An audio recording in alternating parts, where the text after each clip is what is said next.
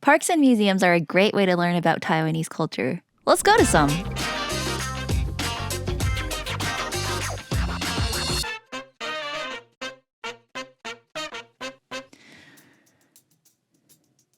Converted from an old Japanese winery, Huashan 1914 Cultural and Creative Park is now a multi-purpose park with several buildings dedicated to cultural exhibitions, art markets, and cafes and restaurants.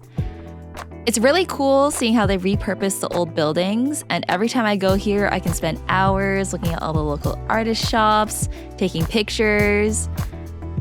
There are just so many unique and interesting things going on here, and I always leave with things I won't be able to buy anywhere else. So this is probably the place where I spend the most money every time I come. I visited on the day of the Creative Design Expo, which is a big event of independent vendors selling innovative products and art.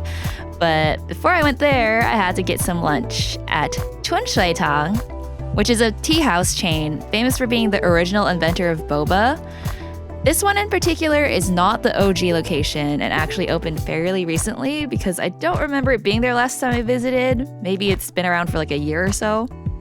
I ordered popcorn chicken, beef noodle soup, and of course boba. It came on the side because the drink I ordered was like some kind of thick barley drink. I forget exactly. But it was so yummy along with my beef noodles, which was the perfect meal before heading into the exhibit hall. It was actually pretty crowded this day, so honestly I didn't get a lot of great footage. But I loved seeing all the unique artists and product design booths. There were people selling things like clothes, water bottles, lightweight umbrellas that you could like fit into your bag. Just various like cool looking trinkets or like useful design things, and craft vendors selling things like ceramics. That weekend, there were also performers located all around the park, like this guy doing yo-yo tricks. He was super fun to watch, and the crowd really loved him, so I'm glad I caught him. Next is Songshan Cultural and Creative Park. Similar to Huashan, this place actually used to be a tobacco factory that was repurposed into a park. There just happened to be an exhibit about the history of the park while I visited, so you can actually see some of the old pictures of what it used to look like versus now. And some stuff, like this shoe washing station, at least that's what my mom told me it was, is still intact, and you can see it. It's cool to see how an old industrial complex turned into this modern park and how they're still working to expand the area around it, as you can see from this like scale model that they have. I really wish there were more places like this in the US where they can kind of repurpose old buildings or like abandoned warehouses or whatever. Just make more walkable cultural centers. I think it would be really fun. There's just so many things to look at here. Like in this one building, there was an exhibit of local Taiwanese wildlife, all the different kinds of like flora and fauna and even bugs and stuff.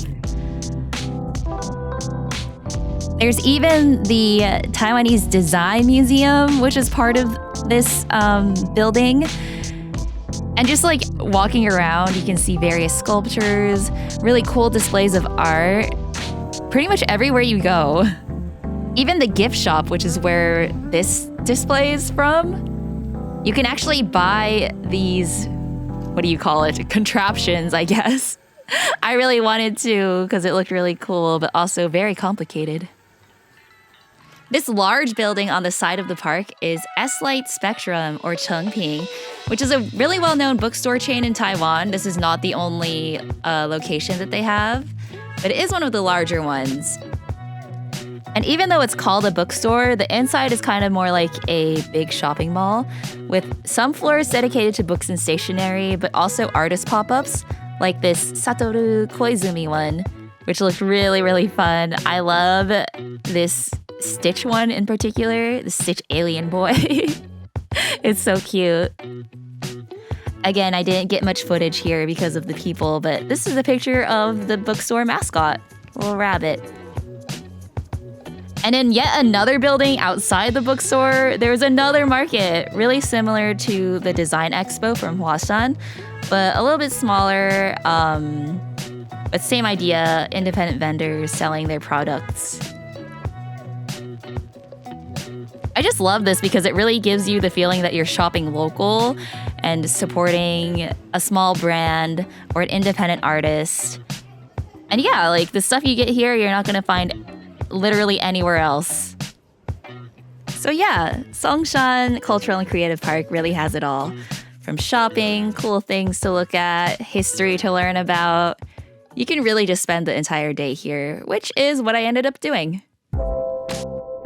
Speaking of ways to spend your entire day, I also went to the National Taiwan Museum, which was originally established in the early 1900s by the colonial Japanese government and served as one of their main public buildings. They had this really cool exhibit about birds at the time I went, and they had so many cool taxidermy exhibits, which I know some people find morbid, but I personally think that it's pretty cool that you can see these animals up close in a way that you probably never would get the chance to otherwise. And the ways the displays were set up were also just really, really interesting. I liked that it's like spinning around so you can see all the different angles. And there weren't just birds. This is no longer the bird exhibit, but just in the main museum area, there was also local Taiwanese wildlife again, sea life, crabs. There was a butterfly display that looked really cool. This is a flying squirrel. The infamous Taiwanese black bear that has a little white V on its chest. And even traditional garments worn by the Taiwanese indigenous people. I really liked the wide variety of, historical, educational displays they had at this museum. I really feel like I learned a lot. And then across the street, there's also another building that actually has a dinosaur exhibit. This building is a lot smaller, or there were just more people because I went later in the day. I don't know, but it was still really cool to walk around.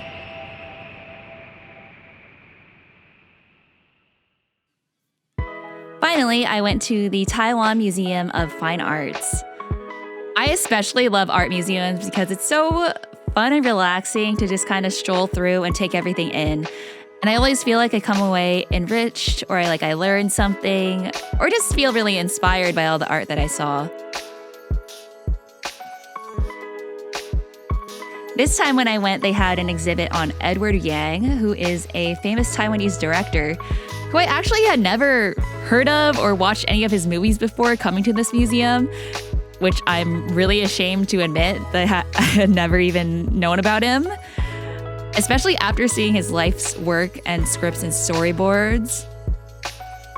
He's even worked on several animated projects and apparently was friends with the creator of Astro Boy. So that's pretty crazy.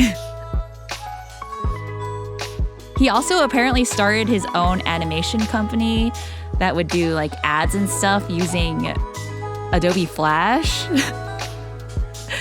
Which is really cool for me because he not only was a live action director and amazing storyteller, but also really was good at drawing and animation and stuff, which is so inspiring for me especially. It's why not both? Just do both. I feel especially with creative stuff like filmmaking and animation, it's all tied together in so many different ways. So you know what? If I want to do it all, I'll do it all. And that's part of why I'm doing this vlog series, just trying out shooting some stuff IRL. For example, this exhibit of the artist Ka Tokurai, who had a very interesting journey making art in different styles. Again, very, very inspiring. You don't have to be stuck in one phase of your life forever, is what this really taught me. He started out doing your, typical self-portraits, still lives, drawings of fruit. We all do that. We all got to start with naked pictures of babies. But then his work kind of started to become more like introspective, more expressive. He started to incorporate calligraphy into his artwork, which I thought was really, really cool. I especially liked his calligraphy stuff. He also did a lot of like godly sunset paintings, and the way he just depicts everything and incorporates, the words into his art, it just feels so expressive and inspiring. Lastly, there was this giant display of paper art to walk through, which was done in collaboration with the paper museum. There's a paper museum. Of course there is. But again, it's just really, really interesting because you think of paper as kind of just stiff, blank, maybe like rigid, but it's made from organic material and you can like form it back into like these cloud-like shapes. That's really, really fun to walk through. So yeah, overall, this museum was an amazing experience. The other museum was also amazing. I learned so much going to all these places, and I hope it inspires some of you to visit them someday as well. I do have one final vlog coming out. I'm doing this all on my own, so the pace has been extremely slow, I know. It's already been several months since I visited, but it makes me really happy to share things about this place that I love. I'll be capping it off with one last foodie video about some of the restaurants I visited, so please stay tuned for when that one's out. Thank you so much for watching. Otsuyana. Bye!